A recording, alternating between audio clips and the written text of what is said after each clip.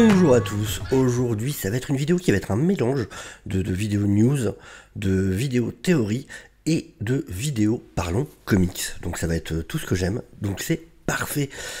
En fait, du coup je voulais vraiment revenir sur cet article-là, pour ça que je voulais en faire une vidéo spéciale. Donc par rapport à des rumeurs qui auraient, voilà, c'est des fuites qu'il y aurait eu sur des détails par rapport au scénario de Créatures Commandos. Et on va voir que ça va bien plus loin que ça quand on y réfléchit.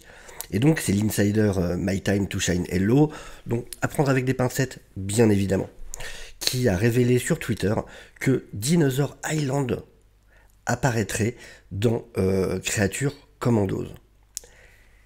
C'est pas rien, on va en discuter, ça peut confirmer d'autres rumeurs qu'il y avait eu.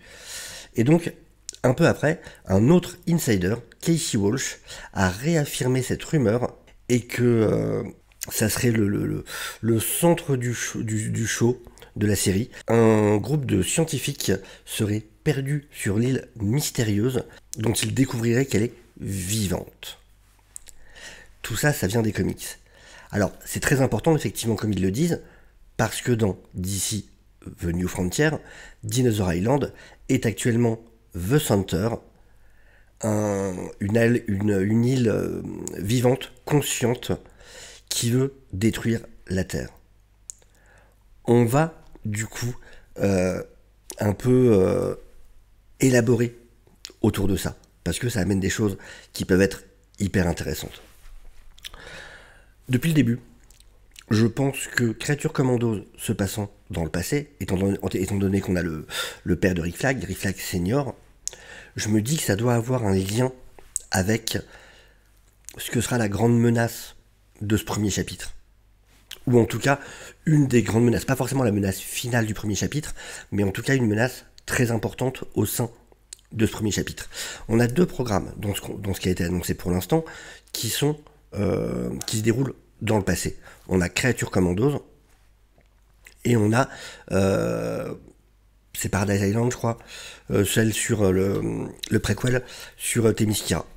Et pour moi, ces deux programmes-là, forcément, dans ce tout, doivent avoir pour fonction d'amener des éléments sur le passé, sur l'origine de la grande menace qui arrivera plus tard.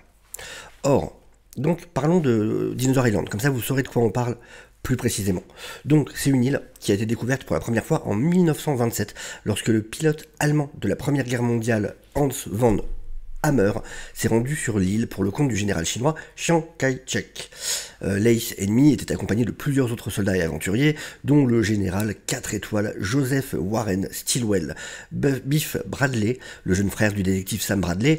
Si vous connaissez pas Sam Bradley, c'est tout simplement le détective qui était dans Détective Comics, le numéro 1. Faut savoir que Batman n'est arrivé que plus tard. Le premier détective vraiment dans Détective Comics, c'était Sam Bradley.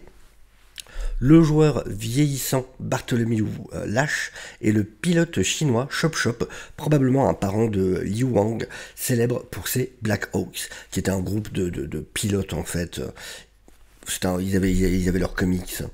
Leur mission consiste à trouver un artefact mystique connu sous le nom d'épée de Fan. Alors qu'ils arpentent l'île, le groupe rencontre l'ennemi mortel, Vandal Savage. Donc le fameux, voilà, un homme des cavernes qui est tombé sur une météorite qui lui a permis de devenir immortel. Et aussi sur Misfire. En 1942, la connaissance de l'île aux dinosaures commence à parvenir aux oreilles de divers groupes de réflexion du gouvernement, y compris le magasin de monstres parrainé par les États-Unis, le projet M. Le projet M, on va grave en entendre parler. Le projet M, c'est tout simplement ce qui s'occupe justement de l'équipe Créatures Commandos. Le projet M, on va l'avoir dans cette première série qui ouvrira le bal pour le nouveau DCU. Par des moyens inconnus, le professeur Mazurski et Chuck Grayson du projet M réussirent à capturer un tyrannosaure vivant et le ramenèrent dans leur installation souterraine sous l'île de Bedloe. Ce dinosaure particulier devient plus tard le corps hôte du super-vilain connu sous le nom d'Ultra Humanite. Donc on peut voir vraiment que ce Dinosaur Island a eu des effets sur pas mal de choses en réalité. Le projet M se rendait fréquemment sur l'île et l'utilisait comme terrain d'essai pour le premier soldat robotique entièrement automatisé au monde, familièrement connu sous le nom de G.I. Robot. G.I. Robot dont on sait qu'il fera partie de l'équipe Créature Commandos. La Task Force X est une autre agence américaine qui a eu connaissance de l'existence de l'île, et donc a envoyé la Suicide Squad originale sur l'île lors de plusieurs missions au fil des ans. Pendant le reste de la guerre, divers sous-marins et navires de guerre américains et japonais se sont retrouvés sur l'île. Lorsque les rapports sur ces expéditions disparues ont commencé à circuler, ceux qui étudiaient les événements survenus sur l'île ont commencé à parler de la guerre que le temps a oubliée, ce qui est d'ailleurs le titre d'une série de comics.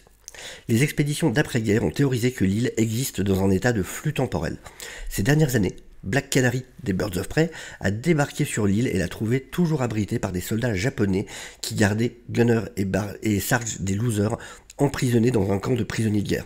Ça arrivait plein de fois. Superman aussi s'est retrouvé sur l'île avec John Kent par exemple, et aussi on rencontrait un survivant des Losers. C'est quelque chose que Batman s'est retrouvé sur l'île, enfin c'est beaucoup, Hawkman aussi, c'est vraiment beaucoup arrivé dans les comics. D'ailleurs, voilà, Batman s'est un jour rendu sur l'île aux dinosaures à la recherche d'une relique mystique connue sous le nom d'Akom Rashei, l'amulette de la pleine conscience. L'Akom Rashei était en fait un petit morceau de kryptonite argenté connu pour ses effets psychotropes sur les kryptoniens. Batman a escaladé jusqu'au milieu d'un volcan où la kryptonite était cachée et l'a mis en sécurité. Donc vraiment tout ça, ça montre déjà tous les liens qu'il y a à droite à gauche avec l'univers d'ici, et avec des choses qu'on va déjà avoir, avec, entre autres, pas mal avec Créature Commandos. Et c'est intéressant de revenir dans... Il faut savoir que Dinosaur Island, en réalité, est quelque chose qui s'appelle The Center. Alors je le dis en anglais The Center, parce que si je dis le centre, je vais avoir l'impression de parler de Bayrou ou je sais pas quoi, et du coup ça perd en crédibilité. Mais The Center, c'est hyper important. The Center a une grosse place dans une histoire qui s'appelle Infinite Frontier. Il faut savoir que justement, il y avait eu des rumeurs comme quoi, en fait, le DCU irait justement vers un Justice League New Frontier, ce qui a plus ou moins été contredit par Gunn, mais c'était pas vraiment clair ce qu'il disait. Mais donc, c'est vraiment hyper intéressant de voir ce qu'est l'histoire de The Center. Et donc, cette entité, connue sous le nom de The Center, est née sur la Terre primordiale, donc vraiment la Terre du début de la vie, et a vécu pendant des millions d'années observant la vie se développer sur la planète. Lorsqu'un astéroïde a anéanti toute vie préhistorique, The Center a rapidement sauvé tous les survivants et les a relocalisés, ainsi que lui-même, dans ce qui allait bientôt devenir l'océan Pacifique, où il s'est constitué en île pour subvenir aux besoins de la faune et de la flore qu'il avait sauvés. Pendant des lustres, The Center a continué à observer l'évolution du monde au fil du temps et a été témoin de l'apparition d'une nouvelle forme de vie issue de l'ère glaciaire, l'humanité. Au cours des millénaires suivants, The Center a vu l'humanité s'adapter de plus en plus à son environnement, y compris à la violence, ce qui a inquiété l'être. Au milieu du XXe siècle, The Center a assisté à l'explosion de la bombe à hydrogène et a finalement conclu que l'humanité représentait une menace pour son monde. The Center envisage de quitter la Terre, mais pas avant d'avoir éliminé la vermine humaine de la planète. Et donc, The Center a commencé à envoyer ses propres dinosaures volants mutants pour explorer le monde à la recherche de ressources naturelles susceptibles d'alimenter l'être devant quitter la Terre. Certains de ces dinosaures sont entrés en conflit avec les humains, comme la débâcle de la Task Force X avec un ptérodactyle à New York. Le gouvernement américain était au courant de l'existence de l'île aux dinosaures, la forme naturelle déguisée du centre, car elle avait déjà été explorée par des humains dans le passé, comme Vandal Savage, on en a parlé, un explorateur viking aussi, qui y a passé pas mal de temps et qui a réussi à s'enfuir bien plus tard sur une carapace de tortue, et les malheureux Losers, qui sont un groupe de militaires américains. Mais il ignorait toujours sa véritable forme cachée. Il savait que cette île existait, mais il savait pas qu'en réalité c'était The Center, une entité vivante. Le centre, donc The Center, a également projeté son influence mentale, souvent violente, à travers le monde, où de nombreuses personnes ont été soumises à la folie et ont même créé des cultes apocalyptiques pour l'être. Enfin, en 1958, l'un de ses agents sauriens découvre de vastes réserves de carburéacteurs à Cap Canaveral en Floride. Le Vicenter décide de s'y rendre et de faire connaître son existence au monde entier. En chemin, Vicenter attaque Paradise Island au passage. Une fois arrivé au large des côtes floridiennes, Vicenter détruisit complètement les défenses maritimes et aériennes de l'Amérique et vainquit même Superman. Cependant, les héros et les forces militaires américaines ont planifié un assaut bien préparé contre Vicenter, au cours duquel ils l'ont considérablement endommagé. Après que les pilotes Hal Jordan, Ace Morgan et Nathaniel Adam aient fait exploser des ogives nucléaires à l'intérieur de Vicenter, et que le Flash en ait profité pour déstabiliser l'être avec le rayon rétrécissant de Ray Palmer. Alors qu'il allait mourir, Vicenter a tenté d'éliminer tous les êtres vivants sur le continent, mais il a été capturé par l'anneau de puissance du Green Lantern Hal Jordan. Jordan l'a alors mis en orbite et projeté dans l'espace, où il a explosé, mettant fin à sa menace. Est-ce que ça ferait pas une freaking histoire? Franchement, surtout que voilà, on est sur quelque chose de très proche dans ce qui a été raconté pour l'instant, dans le sens où ça va être un monde où les héros existent déjà, ce qui fait très New 52 pour le coup aussi, mais ça pourrait être hyper intéressant d'avoir ces héros qui doivent se réunir contre cette menace commune, qui en plus, vous voyez, il y a ce message de quelque part c'est la Terre, bon, c'est une entité, mais ça représente un peu tout ce délire d'écologie, de la Terre qui se rebellerait contre nous, ça pourrait donner quelque chose de vraiment intéressant. Mais le fait qu'on commence par Créature Commandos, qu'on ait justement l'autre, le deuxième préquel, donc celui sur Themyscira, qui concerne aussi une île. Est-ce qu'on n'aura pas quelque chose? Est-ce que Dinosaur Island, on n'aura pas une aventure, un moment dans cette série sur Themyscira qui aura un lien avec Dinosaur Island? C'est tout à fait possible, sachant que voilà, Dinosaur Island existe déjà à ce moment-là.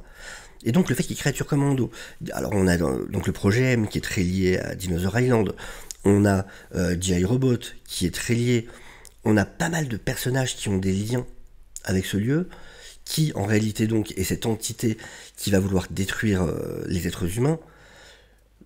Perso, alors aucune certitude sur est-ce que ça sera vraiment la menace traitée dans le DCU, mais si c'est le cas, étant un grand fan de Justice League New Frontier, franchement, je serais très très très content.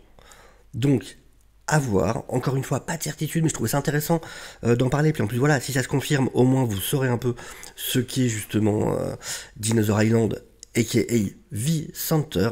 Et donc, voilà pour aujourd'hui. J'espère que cette vidéo vous a plu. N'hésitez pas évidemment à liker, à vous abonner, à la partager. Je vous dis à très bientôt. Ciao, ciao.